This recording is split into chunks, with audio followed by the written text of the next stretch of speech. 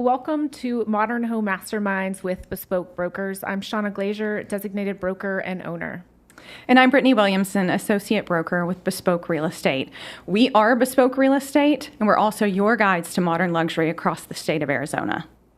Each week, we speak with masterminds shaping the modern spaces. Do you want to intimately get to know your architect, builder, and design team? Open communication and relationships is the key to having your dream home. From architects to builders, designers, and more, let's explore the art of modern living together. All right, welcome back, listeners. Have you ever spent a fortune on home automation only to find out that it doesn't work exactly how you want it? Well, our guest today, Kris Pagano, will give us some insight on the best systems out there and the do's and don'ts on home automation. Yes, Kris and his team work with architects, designers, clients, and more to create cutting-edge whole home automation systems, audio, video, shades, lighting, surveillance systems, everything. If you need it, they do it. But I'm sure there's a lot to it, so I'm going to let him get into that.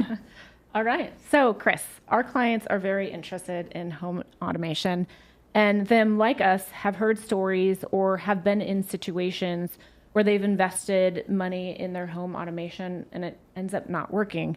So how do you build systems that work smoothly for your clients? Well, that's an excellent question. We get that a lot of people, a lot of problems over the years.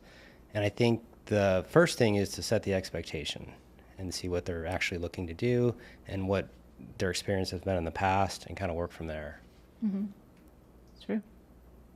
Yeah, so are there certain considerations when putting in a system in a modern home in particular? Yeah, we want to stay with the architecture typically and work with the architect to make sure things get, hidden most of the time. You don't want to see your automation. Mm-hmm. You just want to experience it. Yeah. I feel like that's the biggest difference between a high-end home and maybe like a sub-luxury home is things are being hidden and it's just a higher level of fit and finish. So it must take you a lot more time to go in and work with those properties. For sure. We definitely want to get in very early on the projects and have places for all of our equipment so it's out of sight, out of mind. Mm-hmm. Integrate with walls, with fixtures, with art on the wall, especially when it comes to lighting. Yeah. And that was actually my next question was timing. Like when do you recommend to your clients, or you're working directly with the builder or the client, what is the best time for you to come in and start working? During the design, when they're drawing up the plans. Even before breaking ground? Oh, for sure, yeah. Really? Yep. Okay. Yeah. A lot of times there are things that have to go underground before a foundation's even poured, conduits to run wires between structures. Yeah, so we want to make sure that gets all in the ground and and designed. Like, what are some other things beforehand or during? Well, basically the infrastructure of the cabling, we want to get in the ground if it needs to be. A lot of times the modern homes are built out of glass and steel. We don't have pathways overhead for our cabling, so we have to go underground. Okay. And a lot of times we'll get in there and it's too late, so we have to maybe change the design, which is not favorable.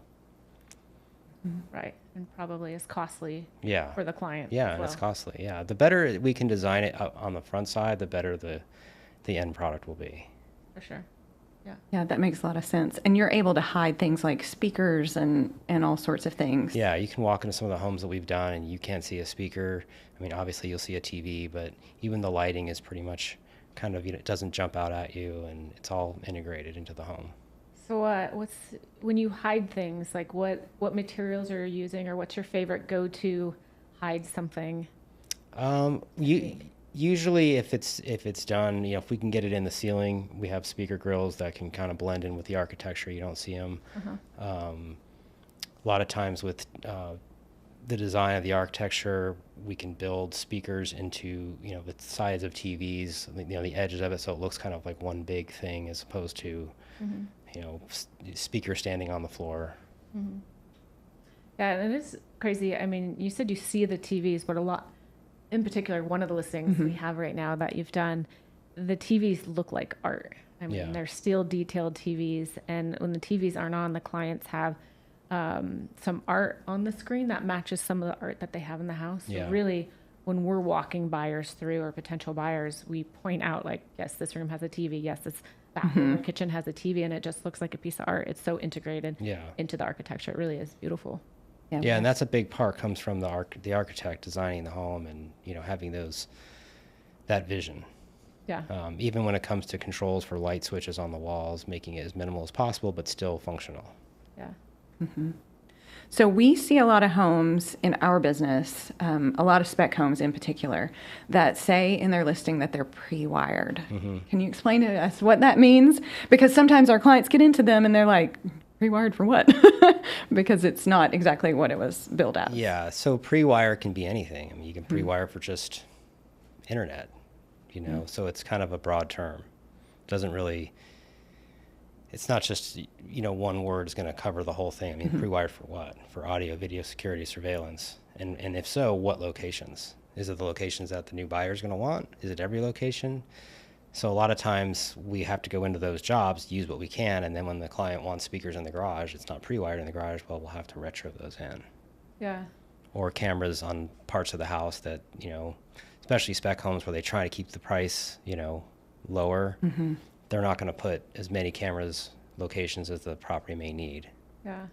I wonder if during inspections, because it is a lot of these spec homes we're seeing pre-wired, but it isn't articulating exactly what it's for. I wonder if, you know, it's useful to bring in your home automation AV specialist during inspections or during the Yeah, we do that a lot. So you could, We actually go in when clients want to buy homes. They want us to go in with them, like previous clients, and see what they can do. yeah, what does the pre-wire actually mean versus what they actually want? Yeah, because that's going to dictate maybe how much it's going to cost for them to do what they want to do in the home that they want to buy. Right. Well, for sure it will. I mean, it could be hundreds, thousands. Yeah, of dollars. and it might change buying that house or the other house. Yep. Yep. All right. Well, good things to know and just to keep in mind for our clients. What are people asking for the most right now? The number one thing would be the Wi-Fi. They want really good internet. Yeah. So we make sure in all the homes that we do, we have a very robust backbone of network throughout the whole house. Inside, outside, covering the whole property. So can you go into kind of what that means for our listeners a little bit more? Yeah, it's essentially, you know, you get your internet from one of the providers, CenturyLink or Cox, and then we build a network from there with Wi-Fi all through the house. We put extenders, they're all called wireless access points that are all hardwired back to the main hub. That spreads the whole signal through the house Wi-Fi. And we have outdoor ones, so you can get out by the pool or out in the front yard. So that way you don't have to go into the one corner of your house where your Wi-Fi works. Yeah, and these houses are huge, and they're made out of materials that aren't good for Wi-Fi. They don't pass well, so when Cox comes in there and puts their equipment, it only goes so far, and then you have to, like you said, go into this one corner and it works. We actually have software that tells us, based on the materials of the house, the size of the house, and the type of network we're putting in, tells us where to put those access points so it has full coverage, and it gives us a whole map of what we would expect the signal strength to be. Yeah.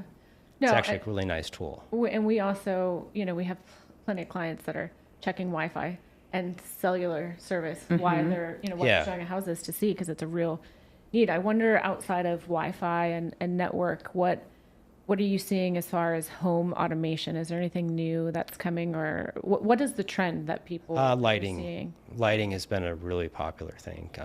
Again, these houses are large. We want to minimize the stuff on the wall. So with the lighting control system, we can put one keypad in. You kind of live in scenes in your house, where you have buttons that will do certain scenes, morning, evening, night.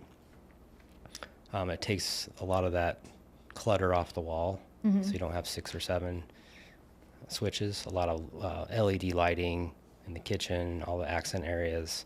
So it ends up adding a lot more switches, so we centralize that by doing a control system that controls all the lighting and keeps it all clean. Yeah, and I wonder, go into that for our listeners that don't know maybe what a scene is. So a lighting scene could be, let's say in the kitchen you have recessed fixtures, you have some under cabinet LED, you have pendants, maybe there's some art on the wall with an art light. That's 4 or 5 different lights that you don't want to have to adjust the dimmers to get it just right. We can preset that in a scene. So you press one button and it goes to that welcome scene or night scene or whatever we call it. Yeah. And for our realtor listeners out there, what that means is a showing A scene. show button. Yes. So you We've walk done that. into a listing, it says show, literally it will be labeled showing. Yeah. 'Cause you've done a spec house that I sold before, and it just, I push it once and the whole house lights up to what we would want it for showing. And Yeah, then there's a daytime button or a nighttime showing. that says goodbye and it shuts it down. Yeah. And for reference, this listing we just sold had 58 light switches and lamps to turn on to get ready to show. Oh, So wow. we'd show up 30 minutes early. I'd take my shoes off, run through 58 and then show it so it's show ready. And then once the buyers and the clients leave, then you're running back through and shutting Yeah. everything off. So the scenes, it's such a modern, amazing amenity to have, and it's easy. But yeah, if you're throwing a party, having a scene button on how you want it to look, at desk, and it's really helpful. Or just an all off button. So the kids, everybody leaves the house and, it's 10,000 square feet. Half the house is on. You don't really know because you don't go on that side of the house. A lot of clients, they just want to know that the lights are off. Yeah. And then some of them have just a separate scene for their primary spaces. Yeah. Because if it's just a couple living in a house, it's nice to have scenes for your whole house, but you pretty much live in the primary spaces at night, Yeah. in the day. So just being able to control your whole primary with the bathrooms, the lighting. But if someone comes over and spends the night or you have kids, they'll leave the lights on. And a lot of the homeowners just want that button. They know when they go out of town, everything's off, or they just leave the house, it's all off. And the scenes, can they include also the shades? Shades, music, anything. Wow. Anything can be added to a scene that we could automate. Yeah. Can they control it from their cell phones? That's awesome. From a So- computer, cell phone. Yeah. And so what, some other things like AC you can Air control? conditioning, we can do the whole HVAC systems. We can have schedules for things to turn on at certain times of the day. Pretty much how you program your thermostat now, but we can have it so instead of going to maybe there's 6 thermostats in the house, you can just have one button that says away, and they all go to 78 degrees or 80 degrees. Yeah. That would be helpful. Yeah. Do you put the garage doors on there as well? Yep, we can control the garage doors. Anything electronic, pretty much we can control. This is actually very random. I was just Gates. talking to Andy. I wonder if you've ever even heard of this. There is a client right now, a property they're talking about. I don't even know the name of it, but essentially they want a pool. They don't want a pool gate and they don't want a pool cover. So there is a pool gate basically at the bottom of the pool, and you push a button and the pool comes up. Oh, wow. And then there's like a platform that you can walk on or whatnot. I wonder. Not that you'd want to do that. No, we could do that. You could put that Oh, on there. easily. Very easily. It's endless. It's endless. It's what you endless. can do. As long as it's electronic, we can control it. Okay. All right. Again, but going back to your original question, like that's the stuff we need to know in the beginning of the projects. Yeah. So if it's already there and we have to then automate it, it gets a little bit harder to do.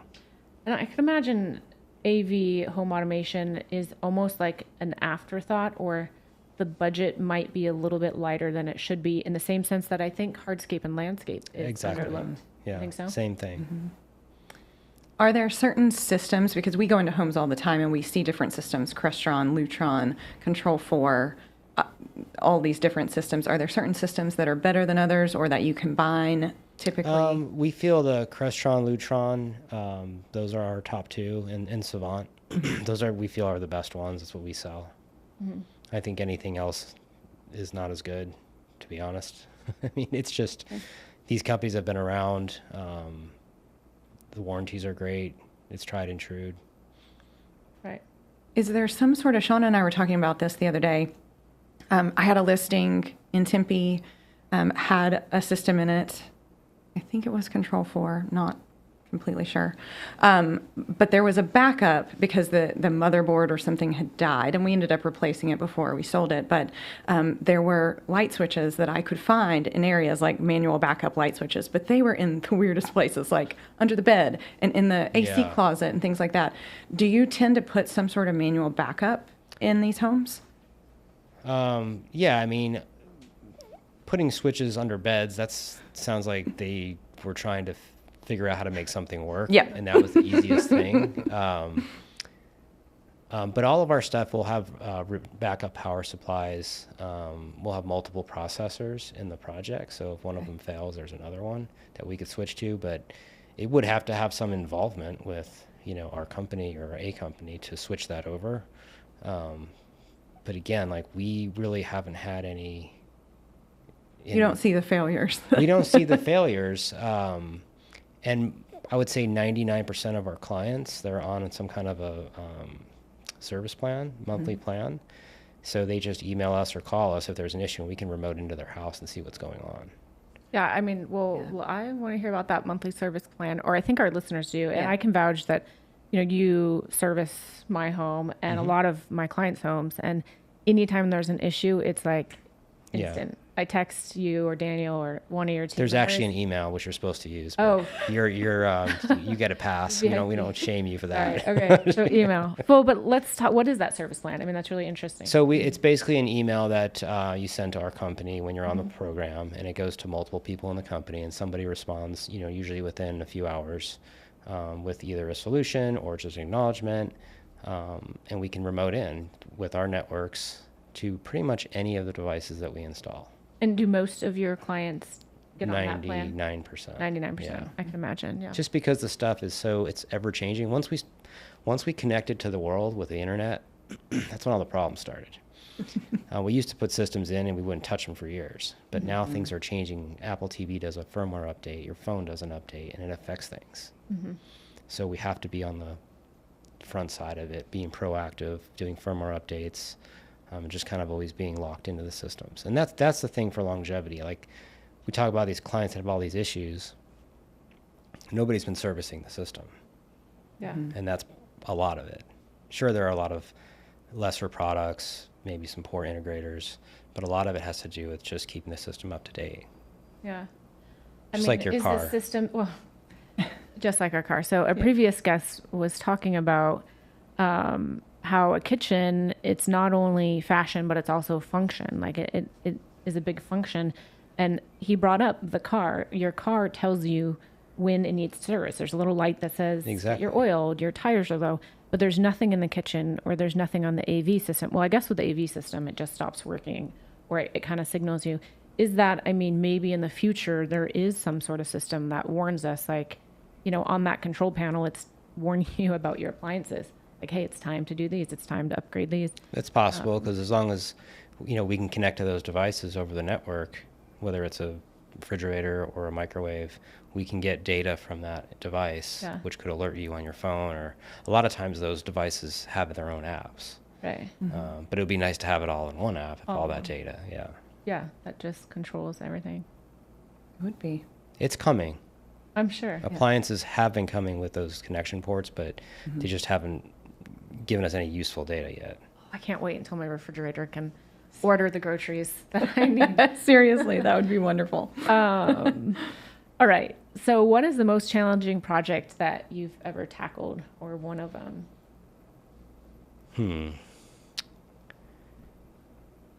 I don't know. I don't think we really have one they're all the luxury modern homes are all a little unique. I wouldn't say anything is really super challenging where it was, Really? we really had any kind of issues or we had to think outside the box. We have a few coming up that might be a little challenging. Yeah. We have one client that wants to have the sound in his great room and kitchen area like a concert, like literally like he went to a Grateful Dead concert. Wow. So we're doing some commercial audio in that space.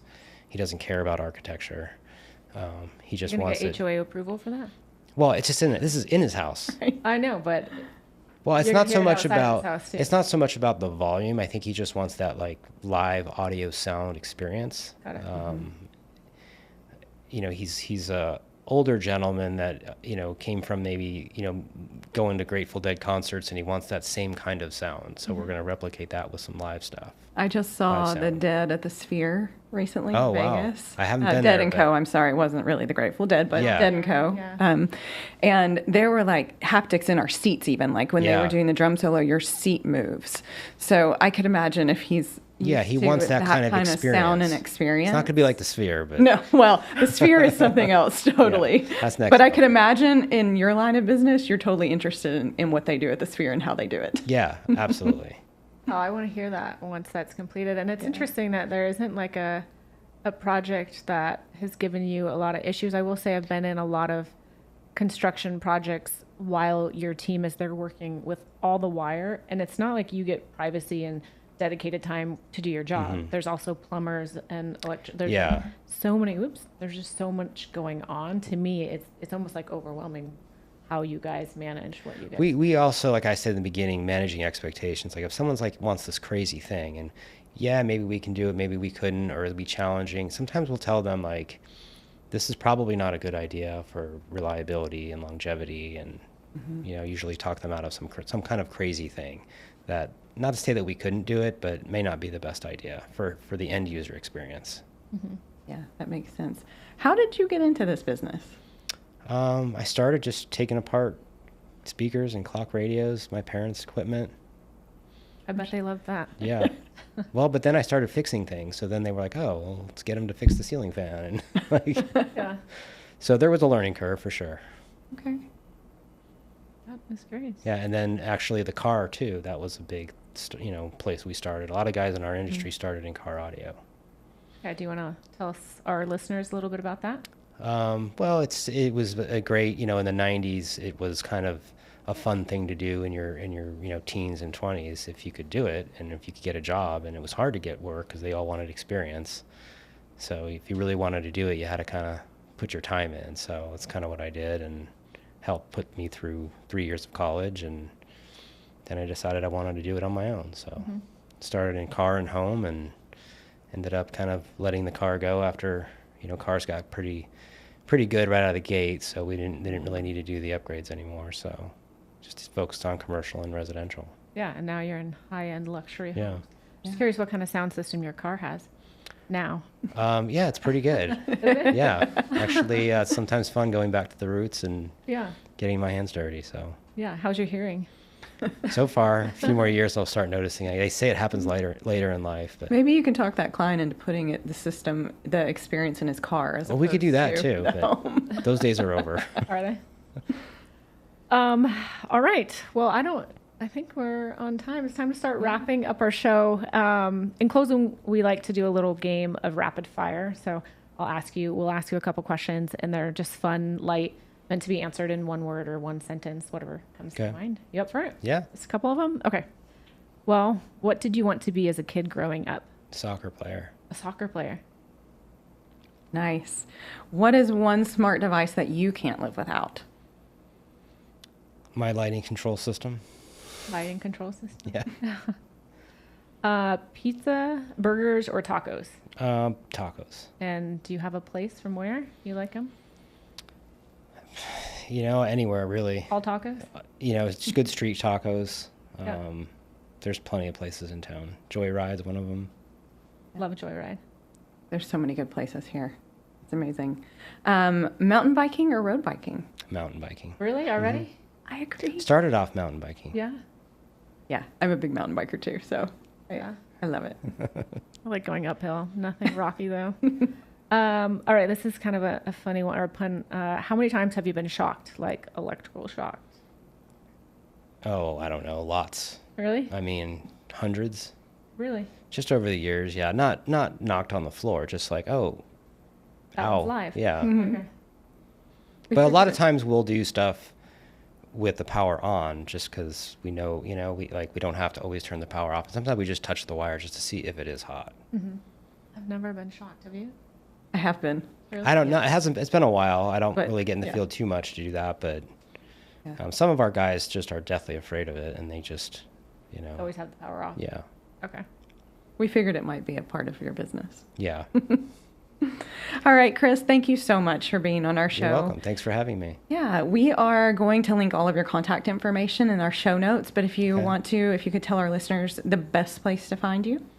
Just on the website, desertmediatech.com. Okay, perfect. All right. That's it for today's episode of Modern Home Masterminds. If you've enjoyed the show, please rate, subscribe, and leave a review.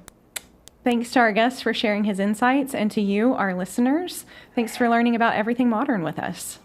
If you're ready to take that next step in your real estate journey, please reach out to us at Bespoke Real Estate. And until next time, keep living, loving everything modern.